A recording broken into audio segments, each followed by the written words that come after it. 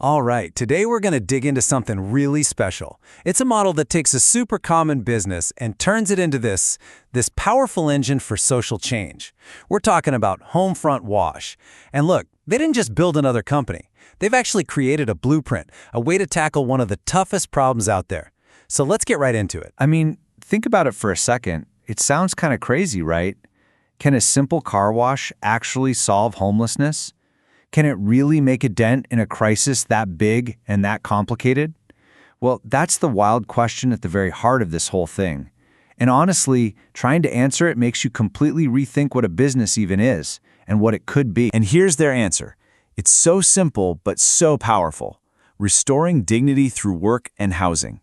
Now, you got to catch the important part here. This is not about charity, not at all.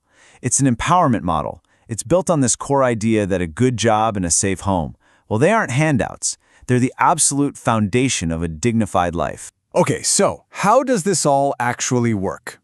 Let's pop the hood and really break down the mechanics of the Homefront model. So the big idea here is what they call a mission-driven ecosystem.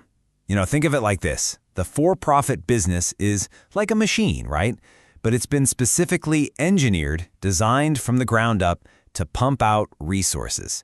We're talking money, we're talking jobs, and all of that gets funneled directly into supporting the social mission. One can't exist without the other. They're totally connected. All right, so let's take a closer look at the power source for this whole system, the business engine itself. Now, this isn't just some random list of services. No, this is a really smart, strategic portfolio. It all kicks off with mobile detailing, sure, but then look how they branch out.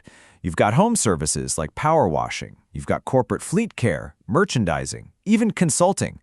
Every single one of these is another stream of income. It makes the business stronger, more resilient, and yeah, you guessed it, it pours even more power into the mission. And this is where it gets really brilliant. Why these jobs? Why these specific services? Because they're hands-on. You need a person to do them. In a world where everyone's worried about automation and AI taking over, they've picked services that are incredibly hard to automate. It's genius, right? They're basically future-proofing their social impact. They're guaranteeing that there will always be jobs for the people they're trying to help. Okay, so the engine is running, it's humming along, it's generating profit. So now let's follow the money and see how that cash gets turned into real, tangible change. Yeah, and this impact, it's not just happening by chance. It follows this really clear four-phase path. Step 1, you create the job. That's the entry point. Step 2, you build skills with the Homefront Academy. Step 3, once someone has that stability, you connect them to stable housing, maybe these tiny home communities. And then, the big one, Step 4, you scale the whole thing up with a franchise model. It's not just a process, it's a ladder, a clear, repeatable ladder that anyone can climb. So what makes this whole thing sustainable? What gives it staying power? Okay, for all you entrepreneurs and ideal leaders watching, listen up because this is the secret sauce. It's what they call the hybrid flywheel. And if you know anything about flywheels, once you get that heavy wheel spinning, it has its own momentum. It's really, really hard to stop.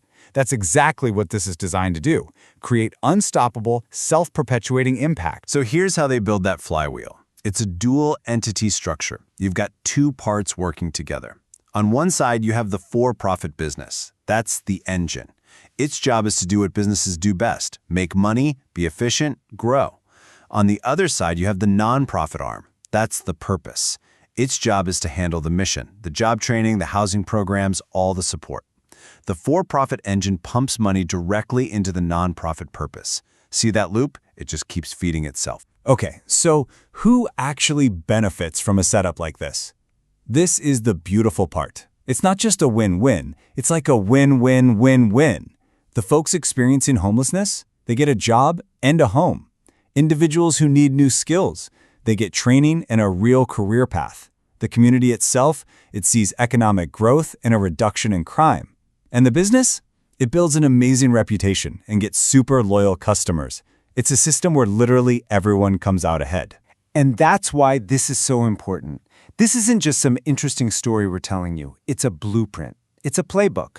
So for anyone out there who's an entrepreneur, an innovator, a leader, pay close attention.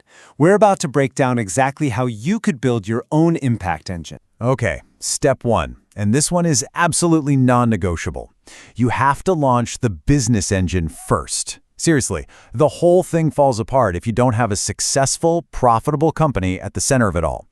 That means you have to be obsessed with quality, obsessed with customer service, while also building your mission right into your hiring from the very beginning. All right, step two. Once that business engine is up and running, then you start building the social model around it. This is where you go out and forge partnerships. You talk to builders, you talk to local programs, you find people who can help with the housing piece, and you make it official. You formally dedicate a percentage of your profits to fund that mission. You build the pipes, so to speak. And finally, step three, build the movement. This is how you go from just being a cool project to being a real phenomenon. And how do you do that? Storytelling. You have to share the stories of the lives being changed. When you tell those powerful stories of impact, you attract everyone, sponsors, partners, customers, the whole community. And all of that support just adds more and more energy to your flywheel, making it spin even faster. So what's the long-term vision? I mean, where does this all go? It is massive. We're not just talking about one car wash in one city. The goal is a global service company, providing jobs that, AI can't replace. To become a huge job creator for anyone who just needs a second chance. And really, the ultimate goal is to prove, at a massive scale, that the simple formula of work plus dignity, that equals stability. And that brings it all the way back around, to you. We've just spent this whole time looking at how a car wash can be totally reimagined. So what about something else? What about a landscaping business? Or a coffee shop? Or a local repair service?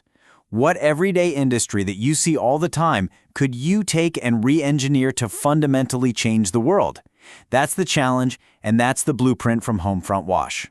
Thanks so much for digging into this with us. Okay, so get ready for a comparison that I'm pretty sure you have not heard before. We're about to dig into an argument that makes a direct and, honestly, a surprisingly detailed parallel between the Jedi Order, from Star Wars, and the Chinese Communist Party. Yeah, I know. It sounds like a huge stretch, right? But just stick with me here, because when you start to unpack this, it gives you this really fascinating way to look at power and ideology. So this is the core claim from the source we're looking at today. The main idea is that any system, whether it's in a galaxy far, far away or right here on Earth, can start out with noble, flexible intentions, but then it can slowly harden into something rigid, dogmatic, and in the end, something that destroys itself. It's a pretty bold thesis, so let's see how the argument actually gets built. So how in the world do you connect a fictional order of space wizards with a real-world global superpower? Well, according to the source, this whole comparison hangs on one very famous story of a fall from grace. That's right, we have to start in a galaxy far, far away. Because to really get this comparison, we need to look back at the fall of the Jedi. Not just as a movie plot point, but through this specific lens of how their own philosophy started to crumble from the inside. So let's set the scene. We're starting with the Jedi's tragic fall, looking at how they went from being these incredible guardians of the Republic to basically being agents of their own destruction. For what, 1,000 generations, the Jedi Knights were the guardians of peace and justice in the Old Republic. And at their very best, they weren't just warriors with lightsabers. They were philosophers, they were thinkers, they were diplomats. Their real strength came from a deep, deep understanding of balance. And, this is key, a culture that actually encouraged questioning and growth. But then, things started to go wrong. The rot kind of set in. The thinking here is that their downfall began the moment their wisdom hardened into dogma. They just got so strict, forbidding emotions, forbidding attachments, the very things that make us human. They couldn't handle different ideas, like from mavericks like Qui-Gon Jinn. And here's the real kicker. This obsession with control is what made them totally blind to the Sith threat that was literally growing right in front of them. Okay, so we've got the blueprint for how the Jedi fell apart. Now, let's make that big pivot and bring that exact same pattern back to our world to look at the central argument of this whole explained. And there it is, plain and simple. The claim is that this exact pattern of decline, going from a flexible, philosophical system to a rigid, controlling one, is what's being mirrored by the Chinese Communist Party today. Now, to build this case, the analysis doesn't start with modern China. It actually starts by finding a parallel golden age. It compares the ideals of the Old Republic with the incredible philosophical traditions of ancient China. So the argument here is that both the Jedi Order and ancient China, at their peaks, really shared a core identity. The Jedi's wisdom is put side by side with China's deep philosophical roots in things like Confucianism and Taoism. The Jedi's role as peacekeepers is compared to China's long history as a center for global innovation, like the Silk Road. In this view, both of these systems were originally all about dynamism and a profound sense of balance. But just like the Jedi fell from that ideal state, the source argues that a similar, tragic shift towards dogma happened in the modern era. So let's look at that direct comparison now. And this is where the parallels get really sharp. So, where the Jedi became dogmatic and rigid, the argument points to the suppression of any thought that isn't party-approved. Where the Jedi demanded blind obedience, you see a demand for absolute loyalty, where any dissent gets punished. And this is the most critical part. Just like the Jedi's focus on control made them miss the Sith, the argument goes that censoring problems instead of actually fixing them creates the exact same kind of dangerous blind spots in a system. This all leads us to the absolute core theme of the argument, what the source calls the paradox of control. It's the idea that the tighter you grip, the more you actually risk it all slipping through your fingers. And this really gets to the central irony of this whole thing. According to the argument, both paths start with a sense of balance, but end with an obsession with control. The Jedi totally believed they were untouchable. The CCP projects a very similar image of being invincible. But here's the most powerful parallel. The Jedi were ultimately destroyed by a threat from within. And the argument suggests that for any system this rigid, the greatest danger isn't some enemy on the outside, but its own internal problems. Now, to really get that last point, we have to quickly define what Sith deception is in the Star Wars universe. It's not just about fighting. No, it's a political and psychological game. It's all about manipulating things from the shadows, rewriting history to fit your narrative, and using fear to hold on to power. And this is where the analogy gets its sharpest point. The thinking here is that these so-called Sith tactics aren't just for fiction.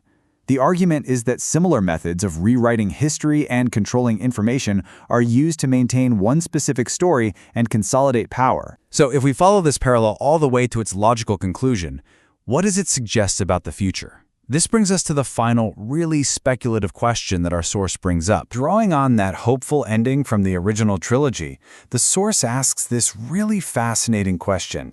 Could there ever be a Return of the Jedi moment? A future where balance is somehow restored and the nation gets back to a system that values that ancient wisdom and intellectual freedom. But that hopeful thought comes with one last, really provocative question.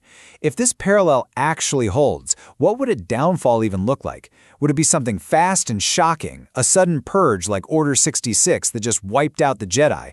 Or would it be more like the fall of the Empire, a long, slow decay from the inside out? It's kind of an unsettling question for sure, but it's also a powerful reminder of how even stories from a galaxy far, far away can give us a whole new way to think about our own world.